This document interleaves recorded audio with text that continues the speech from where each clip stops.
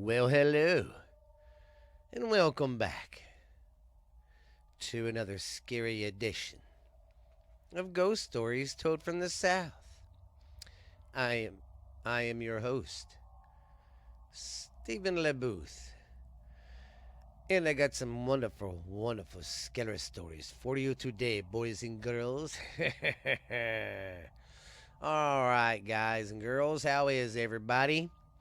Sorry I am late again. But man, we have just been having some bad weather coming through. Lots of rain and stuff. I didn't it was my fault I didn't record Friday. I had some family and stuff come over and we had a little bonfire and cooked some hamburgers and stuff, but I was going to try to record yesterday some, but we had some storms coming through off and on, and then we had one. I've been up since 4 o'clock. We had one come in like at 3 o'clock this morning and just, wow. But I am here, and I'm sorry I'm late, guys. I'm so sorry. Just want to say thank you guys for listening. Thank you guys for being uh, great fans and great followers. Love you, love you. Thank you very much. You can get this podcast on any platform where you find your podcast. And go check out the YouTube channel. It's doing good. But I am just going to go back to doing, I'm not going to do videos of my ugly mug because I'm not getting very good reviews when I do video like that. So I'm just going to do the regular podcast YouTube stuff so no one's going to see my scary mug. And yeah, man, I hope everybody enjoys the show. Just want to say thank you very much for listening. Thank you so much for your comments, and I love it. And thank you from around the world for those who listen. Thank you very, very much. But other than that, yeah, this is episode 97, guys. We are getting closer to episode 200. Yes.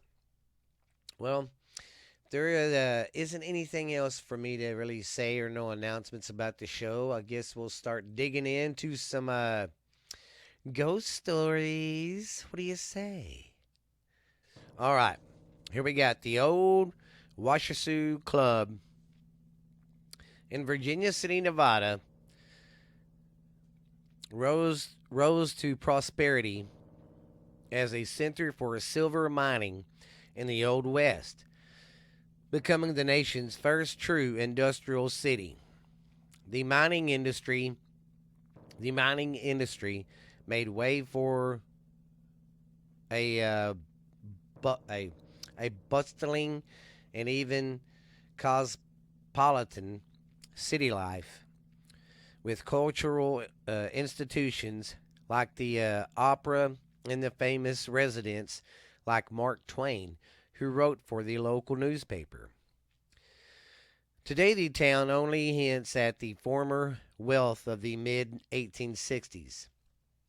When, I'm going to turn some light a little brighter in here. Okay, town, where was that? 1860s, when adventurous and prospectors risk everything to grab a piece of the rich earth. At the time, danger lurked in every turn. Cave-ins, gunfights, and greedy claims jumpers. Claims jumpers, I'm not for sure what they are, but I think they're they take people's claims basically and take them over. But anyways, if I'm wrong, hey, I'm sorry. All right, now, nowhere was the drama more prevalent than Virginia City's gunfights and greedy. Oh, well, okay. Nowhere was the drama more prevalent than the Virginia City or Old Virginia town or Old Virginia town. That's what it says, ladies and gentlemen. It says Old Virginia town. Okay, that was its nickname, as the locals called it, where the mining industry turned men into millionaires. The spirits of the Caller mine. The coal mine was one of Virginia City's most successful mines. Businessman Billy Collar discovered the silver lode and established the mine around 1859. To keep close tabs on his riches, Collar built a mansion nearby, which became the mine's main office.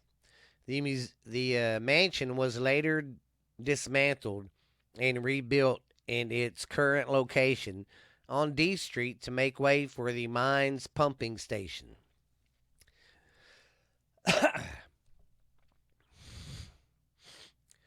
Collar's men worked at furious speeds to bring in the rich silver before other companies found it. Yeah, before other companies found it. His greatest rival was Potosi, the Potosi mine, and the competition was intense. Arguments between the two companies led to the violence and the lawsuit that were finally settled in 1865 when the mines merged to form the Collar Potessa mine. The mines brought riches and glamour to their owners, but the miners were vulnerable as they tunneled through the ground searching for silver. Cave-ins were common, and an explosion in the mine shaft killed many men. But even death did not stop the owners on their quest for more wealth. Today, there are reports of revolving, apparitions and disembodied voices in its otherwise silent place. Visitors share accounts of being touched by unseen forces, of experiencing the distant sense of being watched as they pass through the old central shaft. Perhaps these apparitions are still driven by the same greed and brought them to Collar Mine over 100 years ago. Bottoms up at the Washoe Club. With money to spend, the residents of Old Virginia Town. I'm not lying. It says Virginia. Anyways, the Virginia Town needed some place to blow off steam. The Washoe Club, apparently nicknamed the Millionaires Club, was where the newly rich lived out their wildest fantasies. Men blended up, or men bellied up to the bar for a heavy drinking and business talk as they emerged new ways to expand their growing empires. They played games of chance and they played a game of chance and thrills with the prospectors.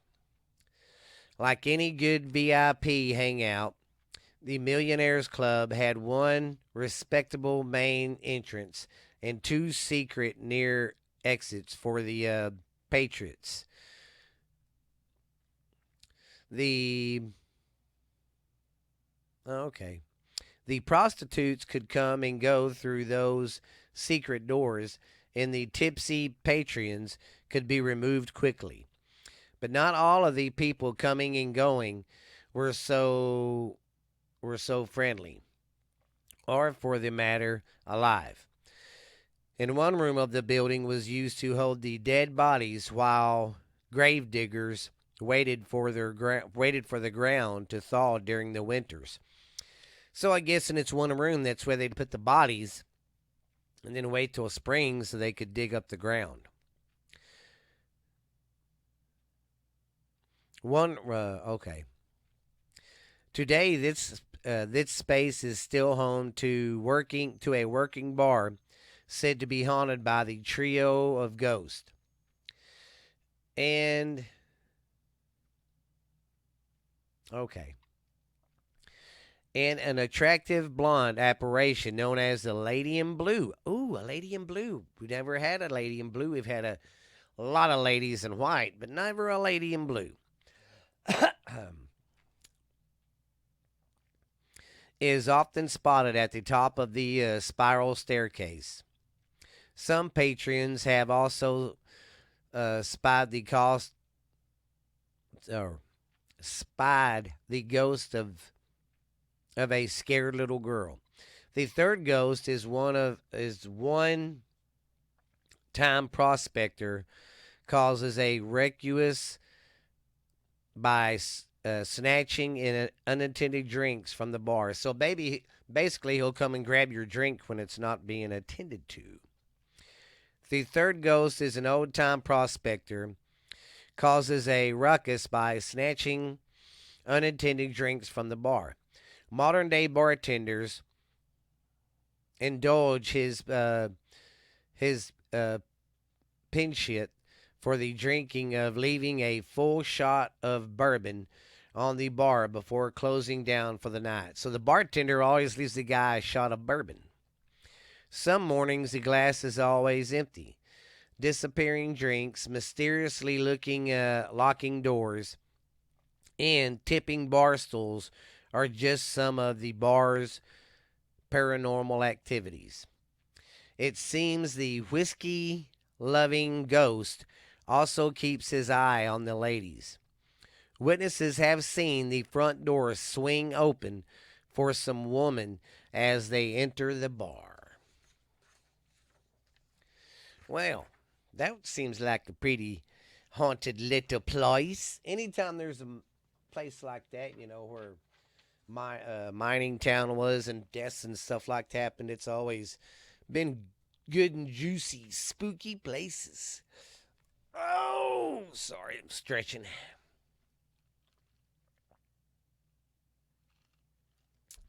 All right.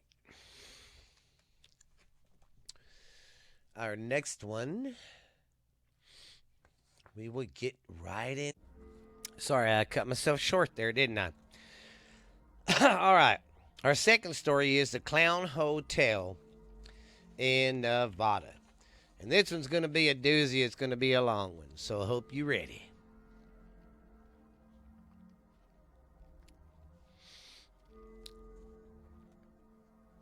What do you find the creepiest in clowns, ghosts, and cemeteries? How about all three of them? At once, Q to Tompa's Clowns Motel and Miners Cemetery, a once booming mining town. Tonopah's exist or Tonopah's exterminate died down to the typical highs and lows that most mining camps experienced in those days. These days, the small desert town has just 1,200 residents, not all of them Earthside. To Tatopa owes its existence to a wayward donkey that during the night led prospector Jim Butler to search for it. The animal found shelter in a rock outcropping where Butler ended up picking up a rock. He noticed it was extremely heavy for its size, and Butler soon found out that the rock came from the second richest silver streak in Nevada's history. Soon after, he began to mine the area. To begin to understand the history and the hauntings of the Clown Motel, we should start by explaining the history of the town and what led to the lands to be so dang haunted. Nevada is home to countless haunted towns, ghost towns, and spooky spots. Take a tour with us on its Las Vegas Ghost Tour. Okay. The historic cemetery.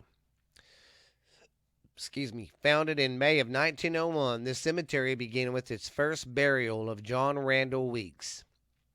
It remained an active burial ground until the spring of 1911, when the number of bodies outgrew the small plot. 300 people are buried in this cemetery, including some of Tonopah, Nevada's original residents. Many of these people who call the cemetery their final resting place fell victim to the mysterious Tatopa plague of 1902.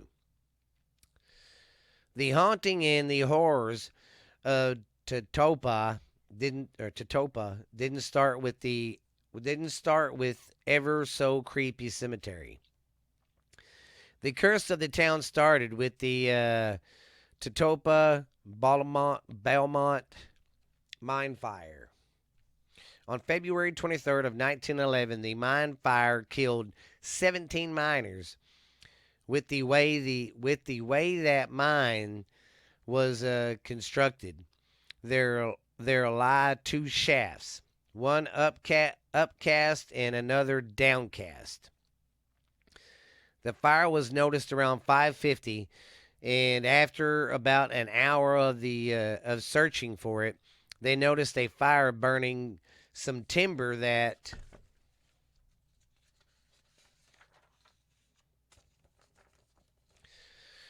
had been piled near the bottom of the shaft. A small lit candle was thought to be to blame for the fire. When it was first discovered, the superintendent of the time told everyone to ignore it and go to work. Since the fire was in a separate location, most of the miners protested, but the threat of being fired was enough to push them deeper into the mines that day. After a few hours, the superintendent noticed that the flames were spreading quickly, and men were told to withdraw. Everyone from the mines, except those actively fighting the fire. Men were scattered all over. Untrained and disum disum oh diso untrained and disobeyed orders. The result in many of them being trapped within the mine and in the midst of the smoke and flames due to the mine's setup. A reversal of air currents through the mine spread the blaze faster. When the miners were able to escape, 14 of those men that died were now buried at the cemetery. So, what does a haunted miners cemetery have to do with the clowns? Well, right next door to the cemetery, you're met with one of the most unexpected and strange sights in the West, named America's Scariest Motel. The Clown Motel is built is built a motel is built a stone's throw away from an old graveyard filled with bodies of tragedies of the past. Midway between Vegas and Reno, the Clown Motel has a battle Babylonian of glassy-eyed circus clowns. Its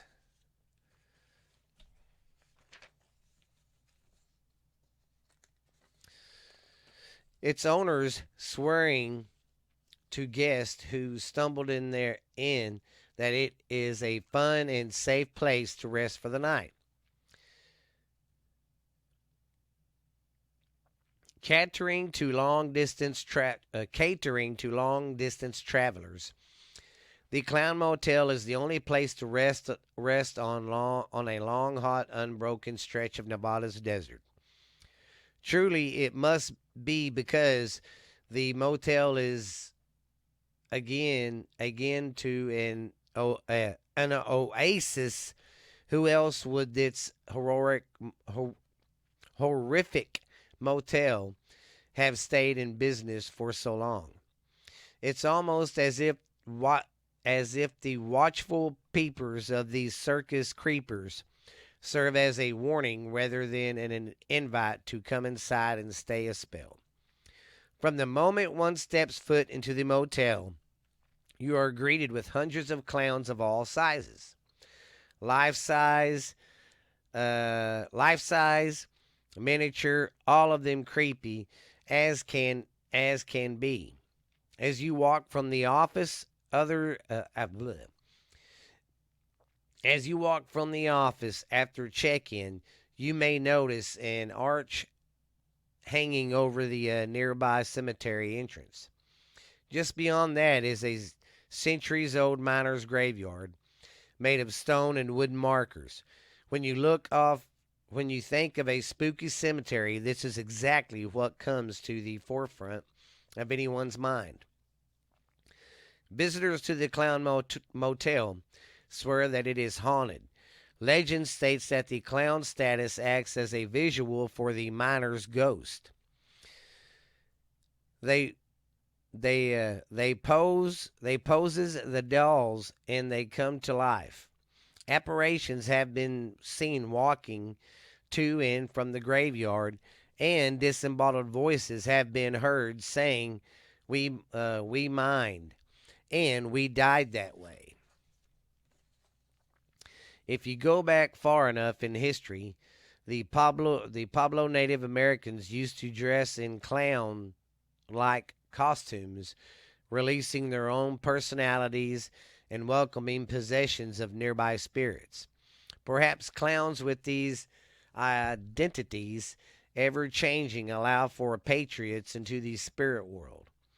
Even the world's owner tells that he hears footsteps and knocking from unoccupied rooms of the motel. Apparitions of men have been reported leaving the cemetery and walking around the property at all hours of the day. When one of the previous owners attempted to make contact with the spirit, he froze and promptly vanished. Even more, clowns themselves have been seen leaving the cemetery. Balloons and all. The cemetery isn't the only place where ghosts have been seen. The motel itself is host to a few spirits as well.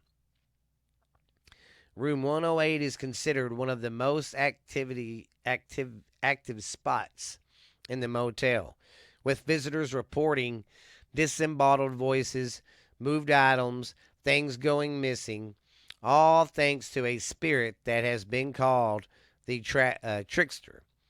This spirit is known. This spirit is seen coming from coming from the cemetery, taking the form of a clown to mess around with visitors to the motel.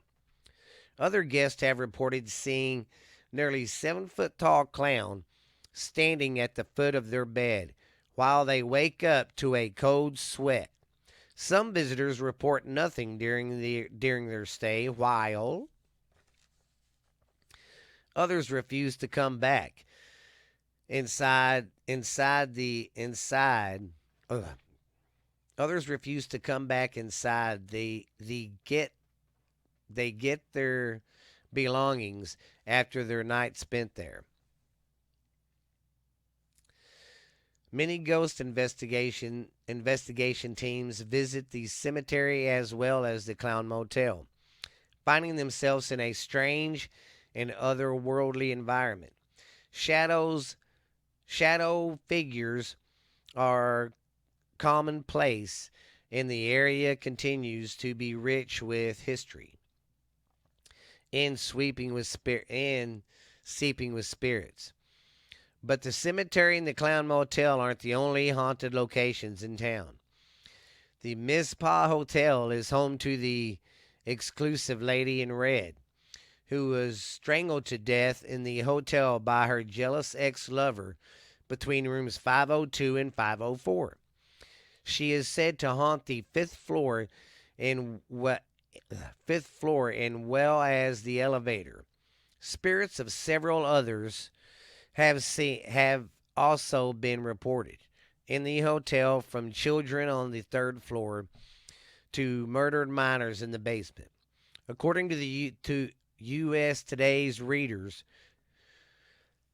Choice Awards, the Mizpah is considered the nation's number one haunted hotel. It seems as if to to the town is steeped in a haunted history.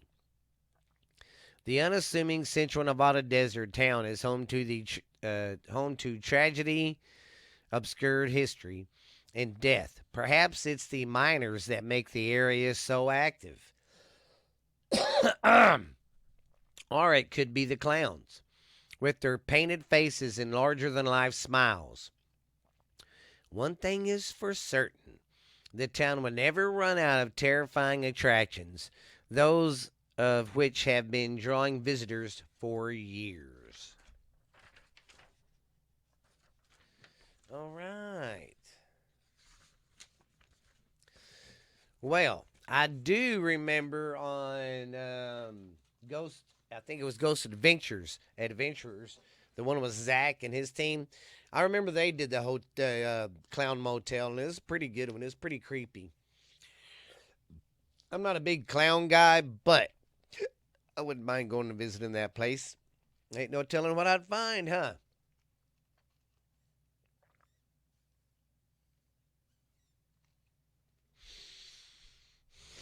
All right. What do we have next? All right. Our next story is the Banack Ghost Town in Montana.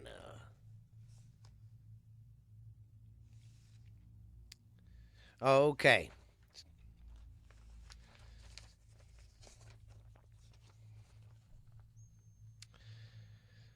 Banack, Montana was born in 1862 when gold was found along the Grasshopper Creek.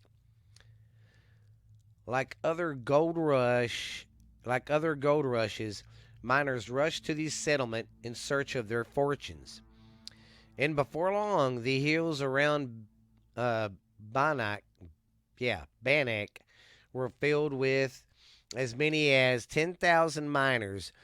With with that many men during the era of the rough and tumble days of the Old West.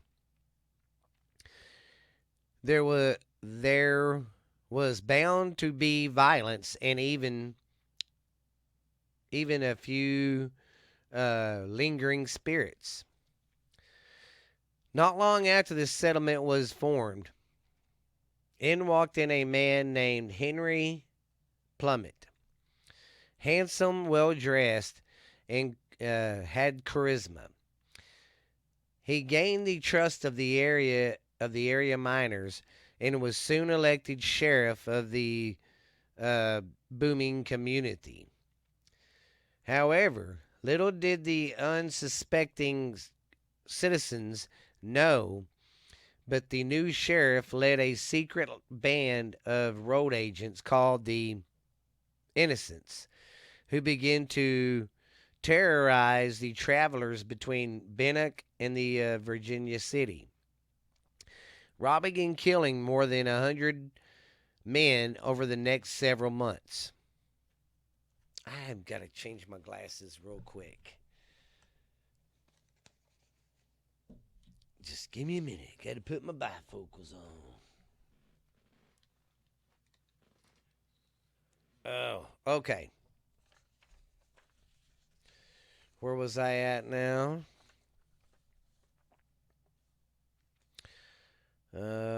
Okay.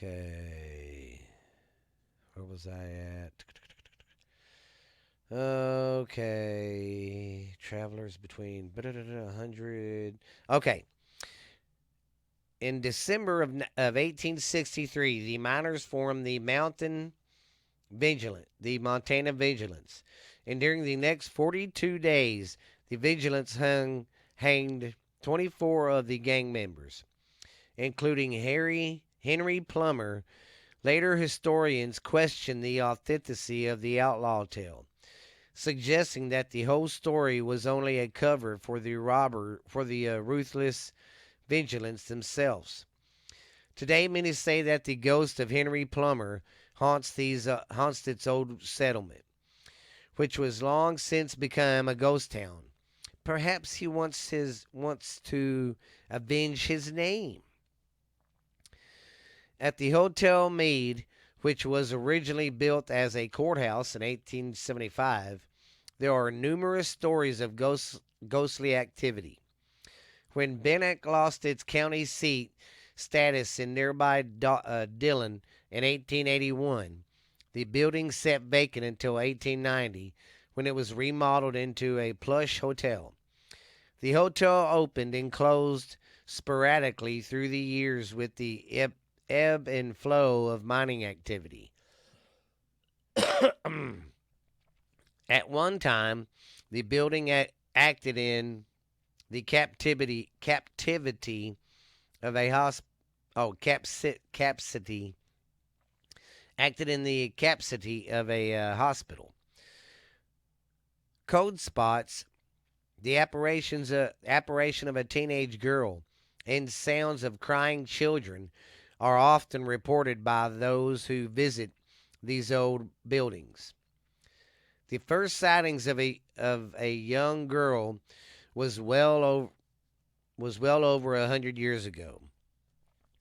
The teen is said to be the girl named Dorothy Dawn, who drowned in a drainage pond along the creek.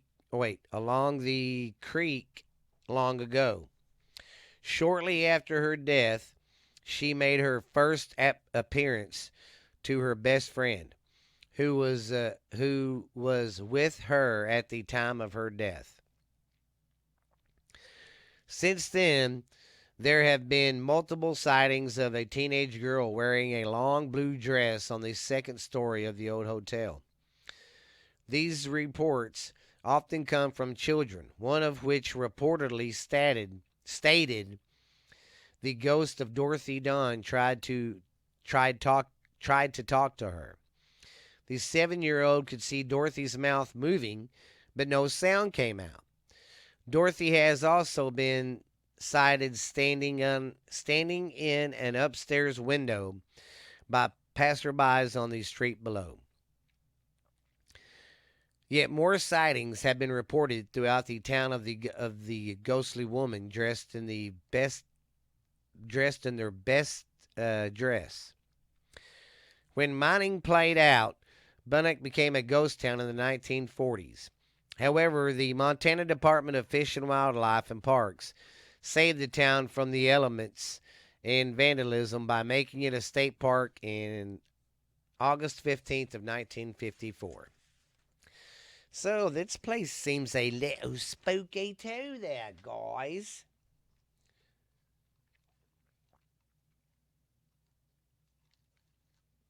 Yeah.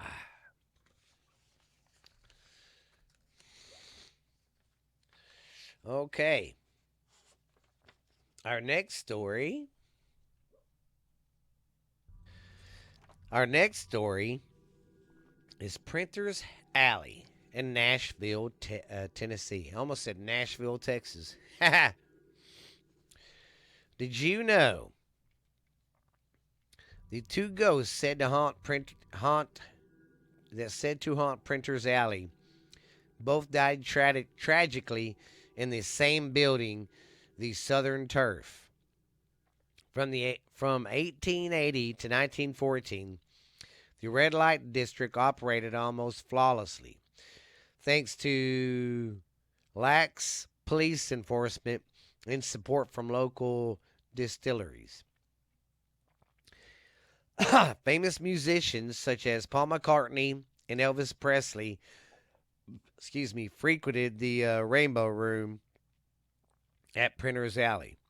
Possibly the most well-known ghost in Printer's Alley is Skull, often seen walking his colorful poodle on his sparkly leash.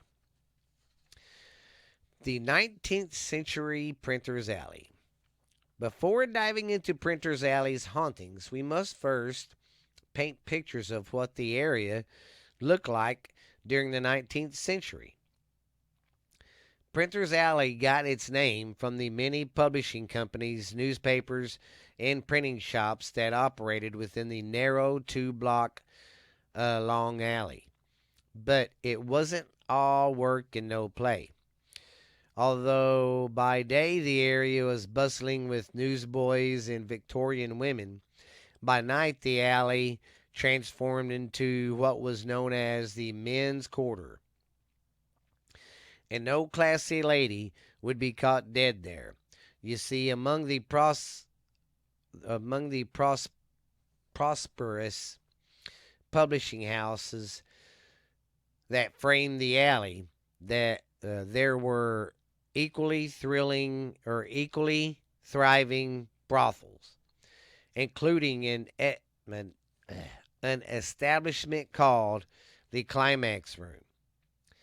Nighttime Printers Alley was where murders, fetishes, and prostitutions felt at home, where vices ran unchecked, and where local men could let loose, where starving artists played their guitars and dancers shake their tall feathers, and killers committed some of their most ghastliest attacks. As far as the paranormal activity in the area, there are two spirits famous with roaming these streets, both products of tragedies that took place in one of the Printers Alley buildings. The spirit of Ice Jones. In a sea of grimy alley saloons, one stood out for its upscale environment, the Southern Turf. This four-story building had plenty of customers, serving booze like it was going out of style, and even selling alcohol to go. The place had it all: bronze statues, printings, fine solid wood furniture, and electric fans. During its many years of booming business, the Southern Turf building was managed by Ice Jones, who lived on the third floor. It all came crashing down in 1914 when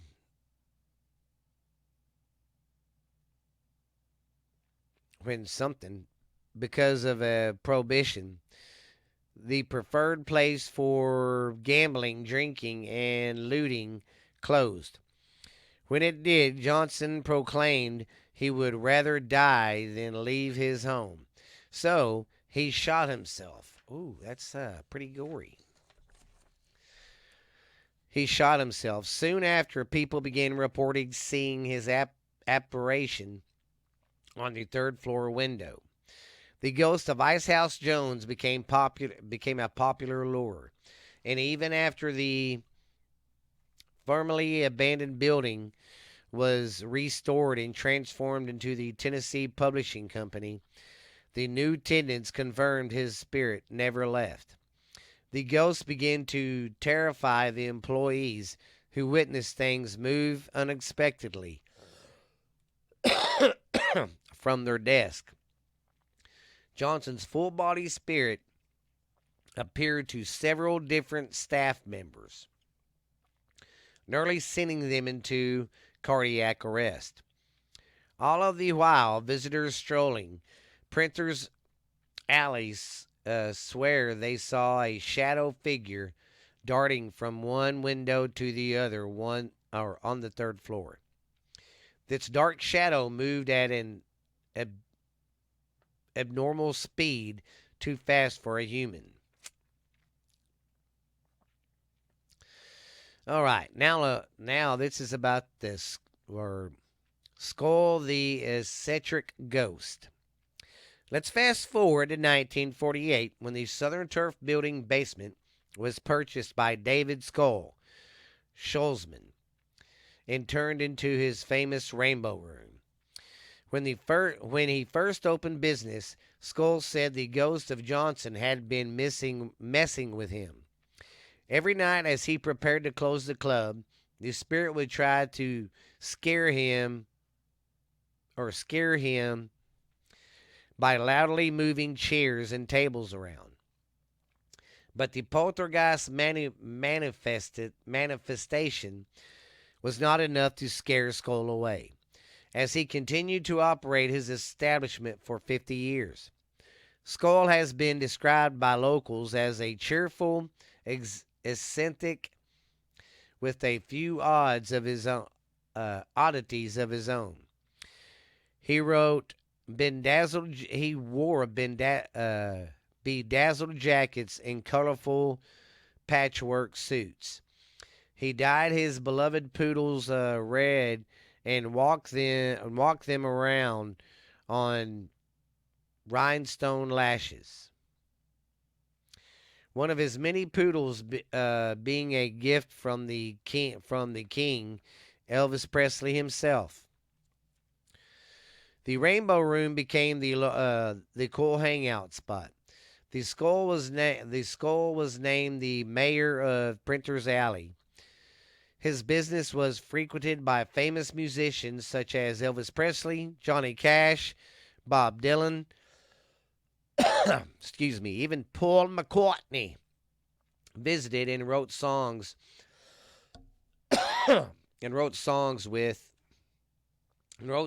there when he moved to Nashville in 1974. The place was teeming with exotic dancers and performers, mainly due to Skull's open-mindedness and charisma. Everyone admired him. One of the reasons his establishment became so popular. Unfortunately, he was known to carry around large amounts of cash, a habit that proved to be the downfall. In 1998, after 50 years of running the Rainbow Room, Skull was targeted for a robbery. Two armed homeless men barged into the club and held the owner at knife point. After he refused to hand the crooks money, one of them slashed his throat 3 times and smashed a bottle over his head. What the fuck? I mean, you slashed his throat 3 times and then you had to smash a bottle over his head? Jesus. Skull, who was 80 years old at the time, was found by a cigarette vendor with his hands around his throat, gasping for air. He was rushed to the hospital but died the next morning. Nashville as a whole was shaken by the sad news. Country singers such as Tanya Tucker rushed his bedside before he passed. And his good friend Willie Nelson went on America's Most Wanted to help catch the murders. We do have reasons to believe, however, that Skull is cheerful as ever and is still residing in his Rainbow Room. As you probably guessed, Skull's spirit is now haunting the Printer's Alley. People have even seen him happily walking his dog before vanishing into thin air. Some even say they have seen him in the poodle walk through the closed Rainbow Room's front door. After his death, the once thriving business was promptly abandoned. That space remained empty for 16 years, until 2006 when it was renovated and reopened during the renovations. Workers admitted that even though it was 90 degrees outside and there was no air conditioning in the room, that the temperature could that the temperature would get incredibly cold, as if Skull's spirit was supervising the renovations. But in an area historically rich as Printer's Alley, ghosts are not the only aspect to discover. It its past is just as captivating. A brief Printer's Alley history. Nashville's red light district operated until the 2000 century, pros- prospering thanks to its lust male clientele. Local police turning the other cheek in the whiskey distilleries that supported the area. The alley was buzzing with illegal activity and was a secret either. And wasn't a secret either. The police were aware. Occasionally, local authorities would raid the area, but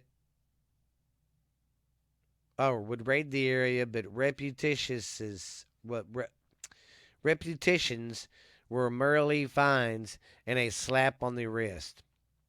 What many police admitted, they too partake in the sinful activities. The Climax Saloon, another Printer's Alley brothel, was owned by the Dickel Company, a local distillery. The three-story house had a bar and a gambling room. Working girls would hang out on the third floor, which was equipped with a fake well for them to hide in if there was a raid.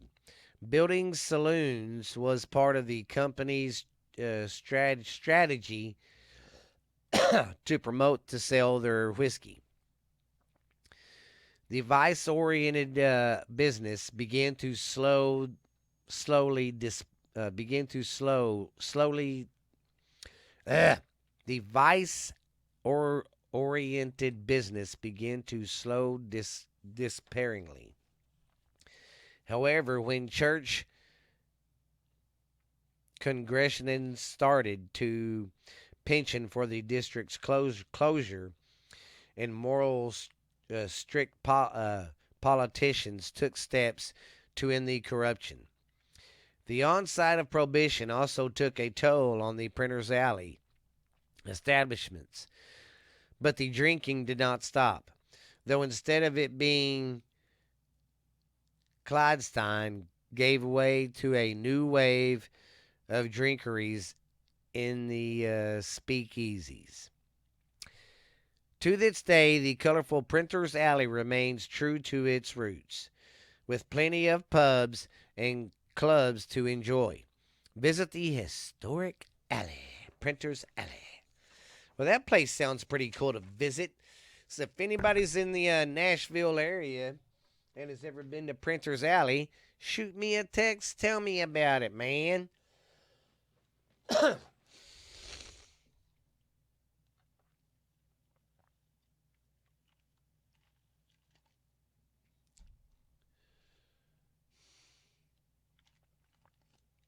All right. Last story, guys.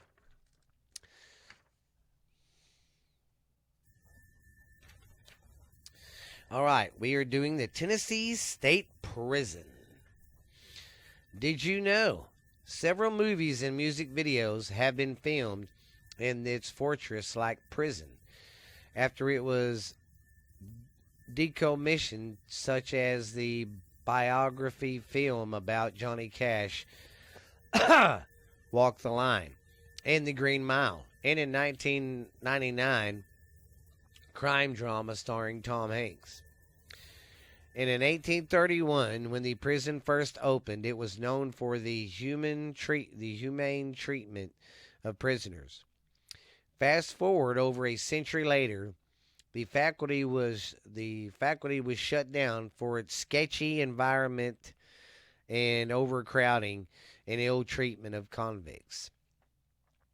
Prisoners who were subject to back-breaking labor, with the profits earned used to support the prison. During its heyday, the prison housed notorious criminals such as James Earl Ray, the man who accused of killing Martin Luther King. The ghost of Tennessee State Prison.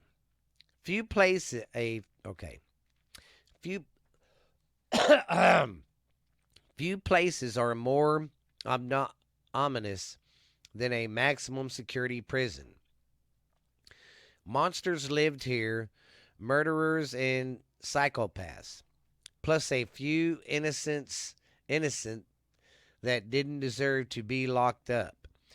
Imagine the fear, imagine the intimidation, the power struggles, all boiling up and festering within the state entitled penitentiary. The prison was the prison was frightening enough while it was active, but it has become creepier since it was abandoned. And in 1992, when the operation was shut down, the castle, as it is often referred to, began to slowly fall apart. Today, every inch of the paint inside has bubbled up and peeled. The floor is covered with the weathered sheets of paint and dust. Metal bars have rusted and walls crumble like a dry cookie. The entire building is riddled with abstinent with abstos with asbestos. But has it stopped anyone from going? Not a chance. Despite the location being firmly closed to the public, some curious folks have managed to trespass to get their paranormal fix. We know it is not safe to be inside, but the overall condition of the building isn't the only threat. Many of these who once called its place home died tragically and diseased in a filthy cell. The truly weak were given the death sentence and taken to the execution chamber where old Sparky worked its magic. That's what they called the electric chair, was old Sparky. Others took their own life to escape the life of being in the prison. Little did they know, even in death, there was no escape from the prison. Those who have ignored the warning signs and dared to venture too far into the prison have witnessed some unsettling, nearly heart-stopping occurrences inside. Some have heard that they believe it to be cell bars clunking and have followed the noises only to find there's no one there. Visitors swear they've heard blood-curdling screams while inside the building, believed to be the spirits of prisoners electrocuted to death. Reliving their final moments, disembodied footsteps have been known to echo throughout the halls. But the evil that once lived here is no wonder that ghosts have been unable to transition to the other side. A quick drive into the history of the state of the penitentiary reveals even darker details about the historic building and enforces why its joint is so haunted. Here's a little brief history. Once the Tennessee State Prison opened its doors, or rather its jail cells, in 1831, it quickly became overcrowded. The situation worsened in 1863 after Union Army accompanied the city and turned the penitentiary into a military prison. Because of this, the number of prisoners skyrocketed and daily operations became much more of a challenge. The overcrowding also affected sex segregation, as men and women were forced to be housed in the same location. The original penitentiary was demolished in 1898, with some of the salvaged the salvaged materials used to build a bigger prison. The second structure had 800 micro cells equipped to hold just one person. With the new construction, officials aim to emulate the architectural design in the disclaimed models established with the Auburn Correctional Facility. Located in Auburn, New York, the reformatory type prison was the first to perform as an executing by electric chair. It was also the first to implement parliament solitary confinement and heard manual labor under the strict silence. When the state prison began accepting inmates, they enforced the same. Dead silence's guidelines, their heads were to stay down at all times.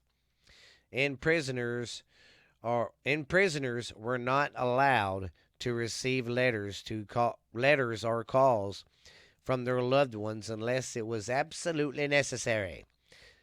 If it was life threatening. Convicts slept in solitary cells and worked up to 16 hours a day. Factories, officers, and storage facilities were constructed inside the structure to allow for profitable prisoner labor.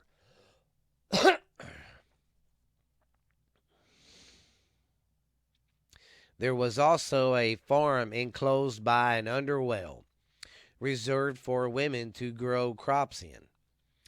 Physical works was used as a way to make inmates pay off the cost of incorrections.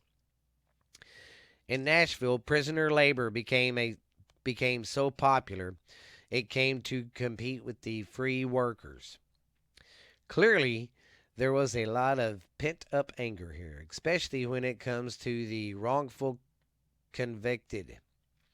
Aside from the criminals, some people do not deserve to be there, but were still stripped of all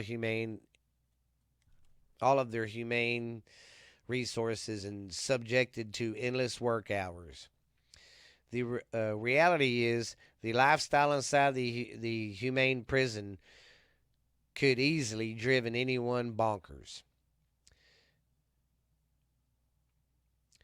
With the opening of the Riverbed Maximum Security Institute, the penitentiary was closed in 1992, prohibited from ever housing prisoners again.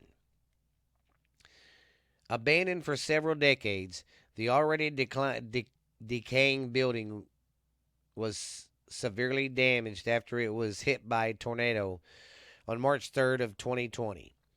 But all is not lost, as there are rumors of it being restored and turned into a museum, allowing for people to look into the history's infamous past. And here are some of the sightings people say. There's a prisoner they can see walking around and look. They can't make out the face, but they can make out, his prisoner uniform. And there's an officer, they say, that still haunts the place. So it's a pretty scary place, man. Pretty spooky. Well, guys, just want to say thank you again for listening. Sorry I'm late. Next week I'll be on time. I say that every week, though. But next week I will. Want to say thank you, guys. And y'all go ahead and leave comments on my YouTube or whatever you want to do. And I just want to say, if you leave negative comments, I don't care. It ain't going to bug me. I'll just freaking delete them. It's like I had one girl on there saying I was hopeless and acting like, well, if you don't believe in it, you're just... And I'm like, I don't know what she's going at. Because I do believe in its paranormal stuff. I do believe it's real. So to call me hopeless is ridiculous. But y'all go ahead, leave me some comments, whether they're good or bad. If they're bad, I'll delete them, because I have that power. but I know how to take them and it don't make me mad. That's just your opinion. But you guys, leave me some 5-star reviews. Go check out my YouTube stuff on Ghost Stories Told from the South and YouTube. Go check out the Facebook Ghost Stories Told from the South and check this podcast out where you can get any of your podcasts, guys. Just want to say thank you. We got, after this, 3 more episodes and it's going to be 200, baby. It's going to be a fun, scary time. Until then, guys, be scary. We'll see you later. Have a good one, man. Bye.